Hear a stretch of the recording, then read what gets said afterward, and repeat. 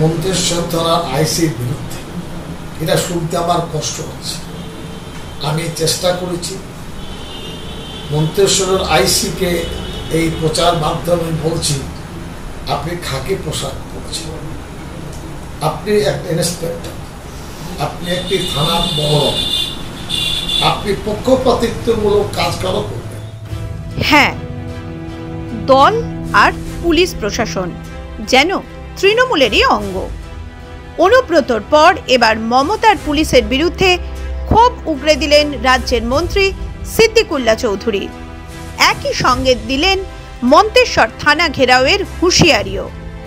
নিজের বিধানসভা কেন্দ্র পূর্ব বর্ধমানের মন্তেশ্বর থানার আইসির বিরুদ্ধে একরাশ ক্ষোভ উগরে দিয়েছেন তিনি।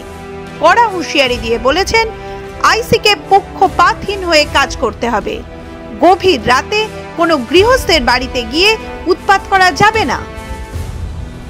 আমি শুনতে পাচ্ছি রাতের অন্ধকারে আপনি নিজে বাড়ির দরজায় লাঠি দিয়ে ঠকঠক করছেন, মেয়েরা আতঙ্কিত হয়ে দরজা খুলছে, কারোর গায়ে বস্ত্র আছে, কারোর নেই, ঘুমন্ত অবস্থায় 12টা 1টা এইভাবে গিয়ে বলছেন, এই তোর স্বামী কোথায়, তোর বাবা কোথায়, অমক কোথায়?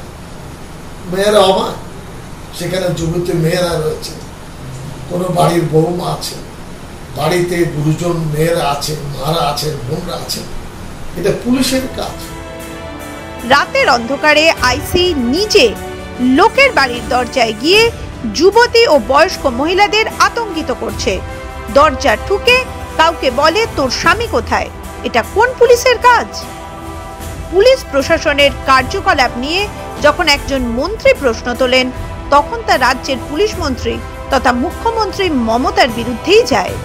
তাই মমতার রাজত্বের পুলিশ কতটা অসাংবিধানিক এবং ভক্ষকের ভূমিকা পালন করছে তা মন্ত্রী স্বয়ং ফাঁস করলেন।